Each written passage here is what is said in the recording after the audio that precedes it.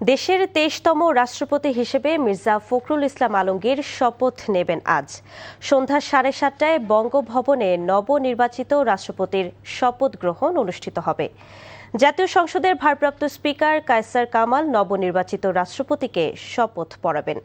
শপথ অনুষ্ঠানে ভারপ্রাপ্ত রাষ্ট্রপতি হাফিজ উদ্দিন আহমদ, প্রধানমন্ত্রী তারেক রহমান, বিরোধী দলীয় নেতা ডাক্তার শফিকুর রহমান সহ মন্ত্রিসভার সদস্য, সংসদ সদস্য ও গণ্যমান্য ব্যক্তিরা উপস্থিত থাকবেন।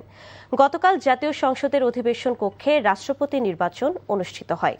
২৫৫ ভোট পেয়ে নির্বাচিত হন বিএনপির প্রার্থী মির্জা ফখরুল ইসলাম আলমগীর। আর ১১ দলীয় ঐক্যের প্রার্থী অলি আহমদ পেয়েছেন ৮৮ ভোট।